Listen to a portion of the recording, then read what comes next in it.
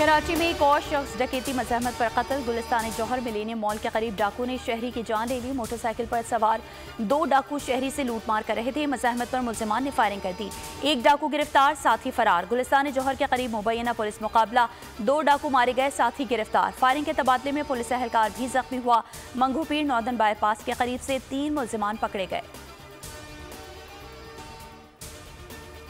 कराची में शहरी खुद अपना दिफा करने लगे। नॉर्थ नाजमाबाद में बहादुर शहरी ने डकैती की कोशिश नाकाम बना दी। डाकू को दबोच लिया, पिस्तौल भी छीन ली, गुत्थम गुत्था हो गया। डाकू का साथी मौका देखकर फरार। अवाम ने नौजवान का साथ दिया और डाकू पर खुद हाथ साफ किया। अदलिया में एग्जीक्यूटिव की मुदाखलत को बतौर इदारा बिल्कुल बर्दाश्त नहीं किया जाएगा। चीफ जस्टिस ऑफ पाकिस्तान काजी फाइज ईसा ने वाज़ेह कर दिया। जस्टिस मंसूर अली शाह ने कहा, आज़ाद अदलिया मजबूत जमहूरियत के लिए भी ज़रूरी है। चीफ जस्टिस की ज़ेर सदारत फुल कोर्ट इजलास का एलामिया जारी। चीफ जस्टिस और सीनियर जज का मौक़िफ़ था कि कानून की हुक्मरानी आज़ाद अदलिया की ज़ामिन है। चीफ जस्टिस ने साथी जजेस को बताया कि वज़ीर आज़म शहबाज शरीफ ने अदलिया की आज़ादी को यकीनी बनाने की यकीन दहानी कराई है।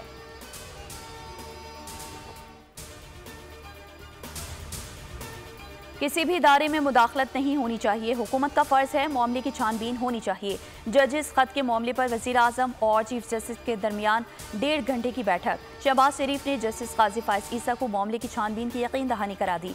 सुप्रीम कोर्ट में होने वाली अहम मुलाकात में सीनियर तरीन जज जस्टिस मंसूर अली शाह भी मौजूद थे। वफाकी हुकूमत का इंक्वायरी कमीशन बनाने का ऐलान। आज़म नज़ीर तारड़ कहते हैं, अच्छी साख वाले रिटायर्ड जज की सरबराही में इंक्वायरी होगी, जल्द नोटिफाई कर दिया जाएगा। और अमरीका उभरते खतरात के खिलाफ तैयार रहता है। तर्जुमान अमरीकी महकमा खारजा मैथ्यू मिलर के दाइश के खतरात पर सवालात पर जवाबात। कहा, अफगान तालिबान पर वाज़ेह किया, दहशतगर्दों को महफूज पनागाहें ना दें। तालिबान आलमी बरादरी के साथ इंसदादी दहशतगर्दी के वादों को पूरा करे। अमरीका चाहता है अफगानिस्तान दोबारा दहशतगर्दी के लिए इस्तेमाल ना हो। दहशतगर्द गिरोहों के बढ़ते खतरात से चौकन्ना रहते हैं।